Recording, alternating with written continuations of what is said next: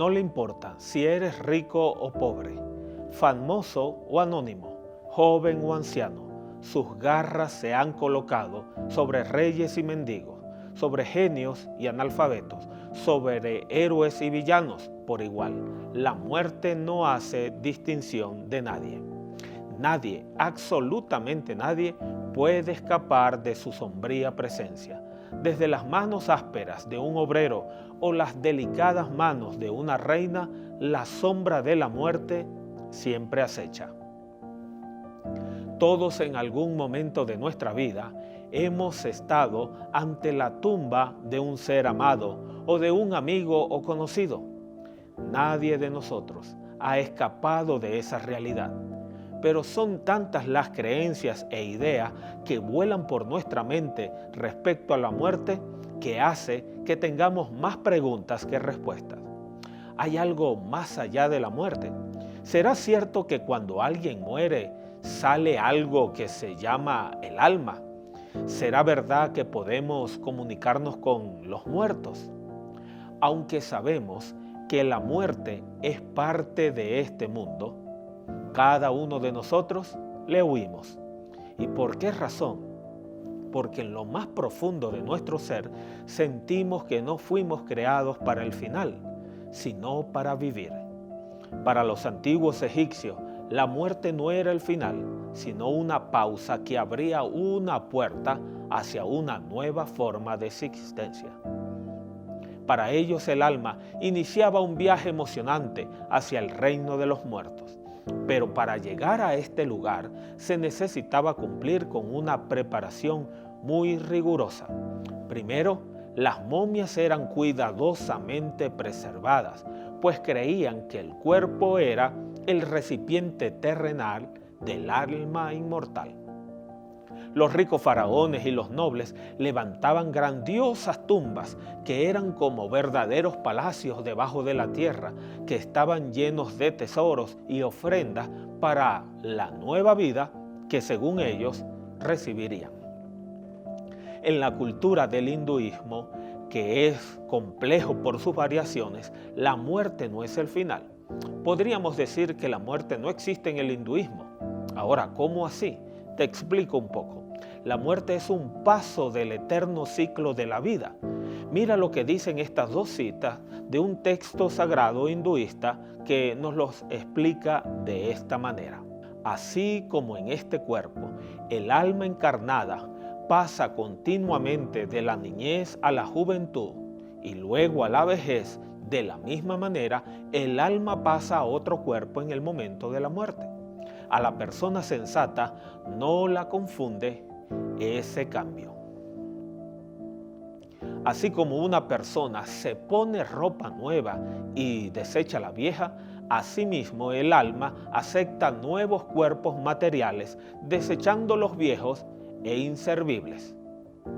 Para el hinduismo, todas las cosas nacen, crecen, mueren y vuelven a nacer.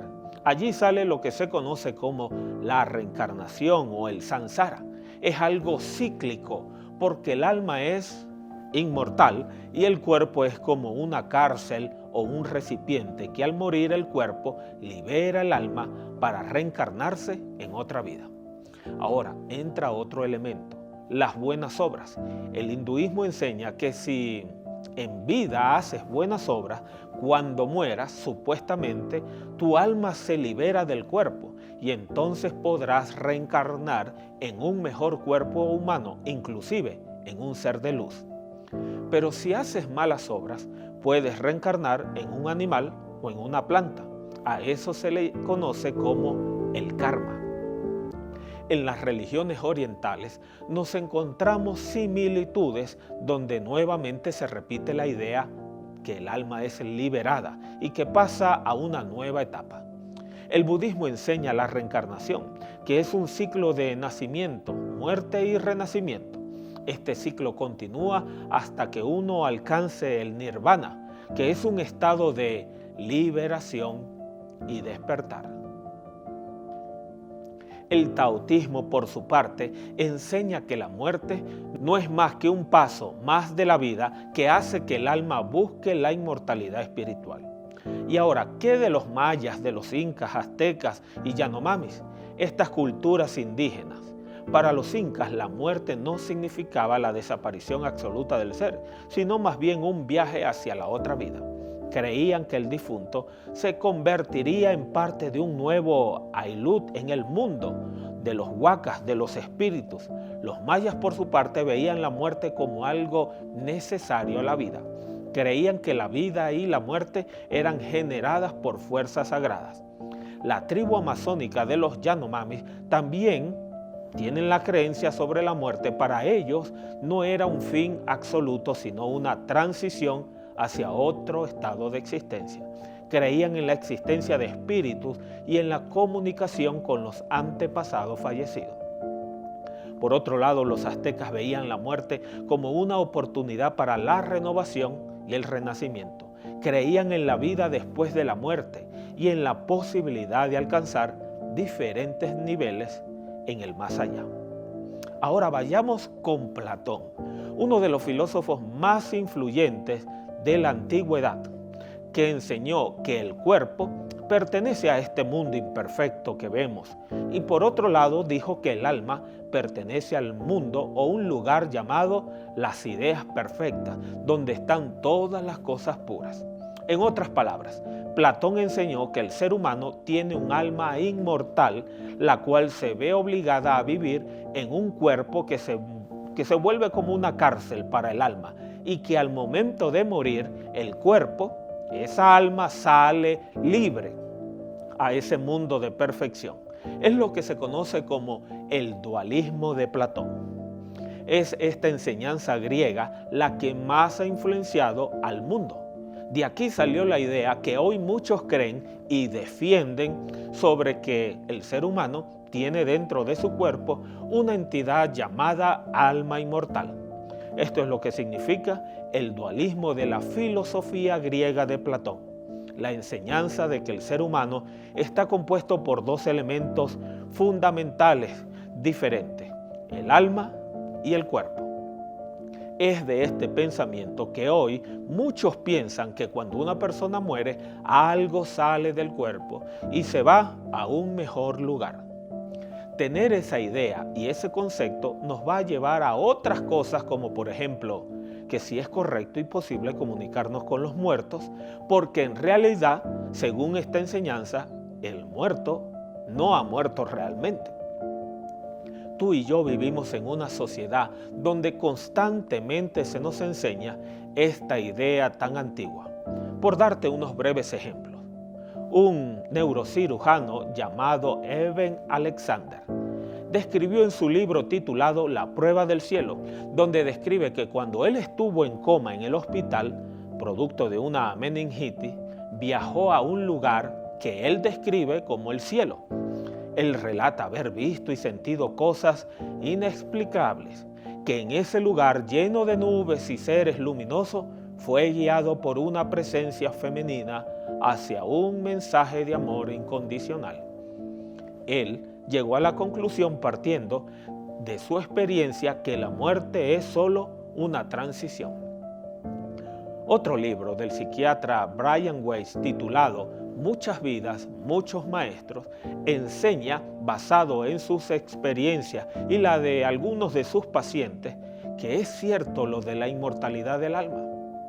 ¿Les parecen conocidas todas estas afirmaciones?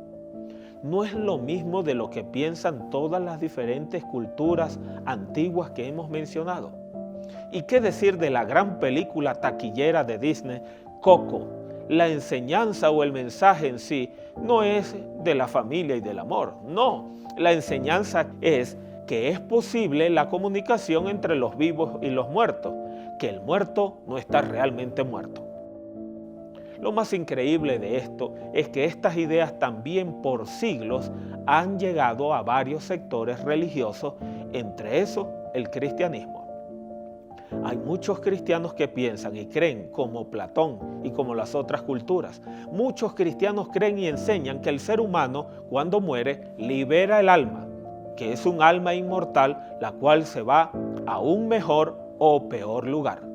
Por darte ejemplo, La película El cielo es real, que cuenta la historia de un niño pequeño que tiene una experiencia cercana con la muerte durante una operación quirúrgica. Al despertar, el niño comienza a compartir detalles asombrosos sobre su visita al cielo, enseñando así acerca de la inmortalidad del alma. Ahora, ¿es esto realmente así? Cuando una persona muere, es cierto que se sale algo llamado alma que vaga o visita a los familiares o va al cielo o al infierno, al purgatorio o al limbo.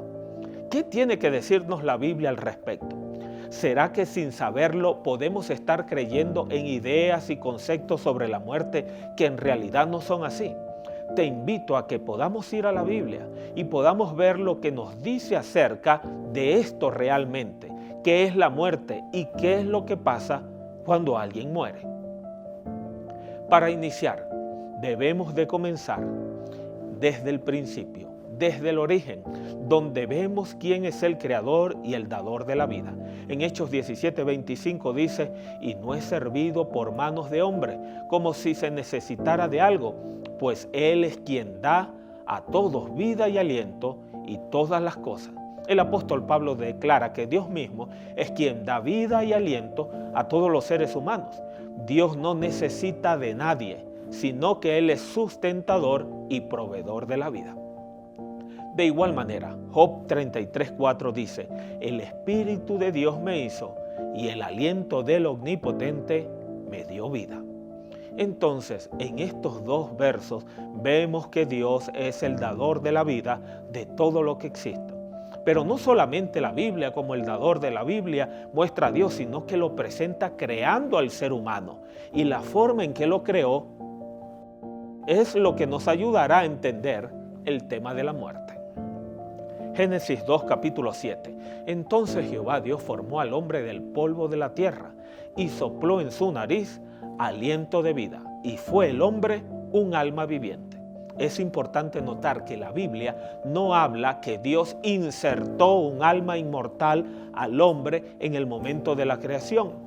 La Biblia dice que Dios creó al hombre en dos elementos, el polvo de la tierra o barro, y luego sopló aliento de vida, el espíritu. La expresión aliento de vida o espíritu significa la capacidad o el poder de Dios de dar vida. Podemos entender la vida humana como la unión de estos dos elementos. Número uno, el polvo de la tierra. Representa nuestro cuerpo físico hecho de la misma materia que compone la tierra. Y número dos, el aliento de vida. Es la energía vital que Dios nos da. No una entidad consciente separada, sino la fuerza que nos permite vivir. Cuando estos dos elementos se combinaron, se formó un ser viviente o alma viviente, como dicen otras versiones. La Biblia no describe el aliento de vida como una sustancia independiente que pueda existir por sí misma, sino como la energía que Dios proporciona para animar el cuerpo del polvo.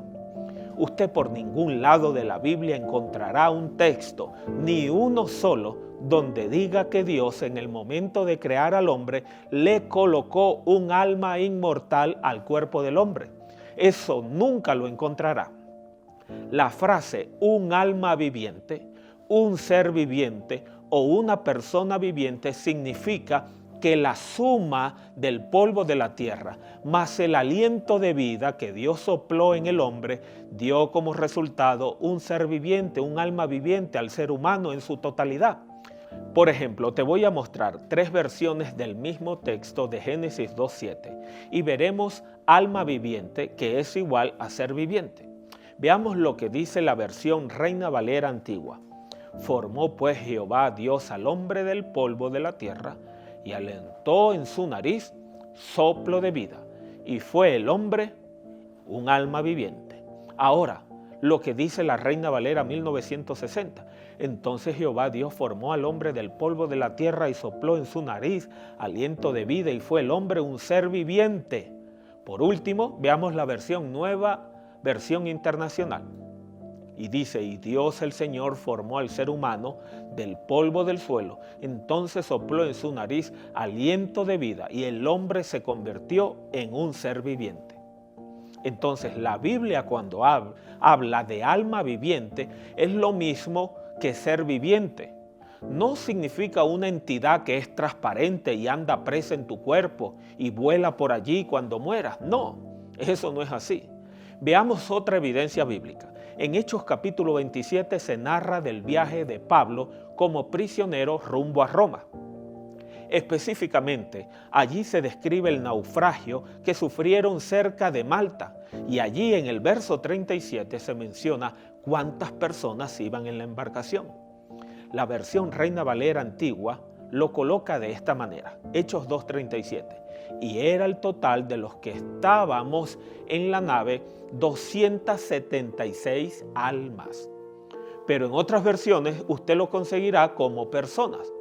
¿O cree usted que iban en la embarcación fantasmas o cosas transparentes de seres humanos? No, claro que no. Quiero darles estos dos pasajes más.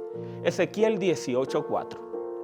He aquí que todas las almas son mías, como el alma del Padre, así el alma del Hijo es mía, el alma que pecare, esa morirá. Si según la cultura griega y otras dicen que el alma es inmortal, aquí la Biblia dice que cuando se habla de alma está hablando del ser humano, de un ser viviente que peca.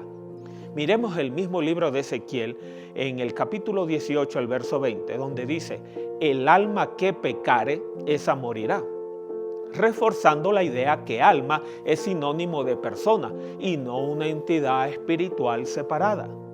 El ser humano, cuando fue creado, no se le implantó nada inmortal. El único inmortal es Dios. Primera de Timoteo dice, el único que tiene inmortalidad, que habita en la luz inaccesible, a quien ninguno de los hombres ha visto ni puede ver, al cual sea la honra y el imperio, sempiterno. Amén. Para poder tener vida eterna, necesitamos del que es vida eterna. En la Biblia encontramos más de 1500 menciones de la palabra alma y espíritu, pero en ninguna parte se describe un alma inmortal o un espíritu inmortal. La Biblia promete vida eterna a aquellos que han puesto su fe en Jesús como su Salvador personal, y esta promesa se cumplirá cuando Él regrese en gloria. Mientras tanto, la Biblia enseña que nadie más posee inmortalidad por sí mismo, solo Dios la tiene. Por lo tanto, la idea de que cuando una persona muere, su alma inmortal se separa y va a un lugar específico, no se basa en las enseñanzas bíblicas, sino que proviene de creencias y tradiciones fuera de la Biblia. Pero hemos visto cómo el pensamiento de las culturas han llenado nuestras mentes de conceptos cerrados. Sin embargo, la Biblia nos revela la verdad para que entendamos y no estemos engañados.